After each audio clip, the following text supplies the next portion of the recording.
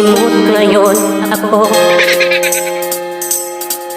Inaamin ko, naubos na ang budget ko. Hirap naman, walang natira. January pa lang, puno pinatuyo aking ulam.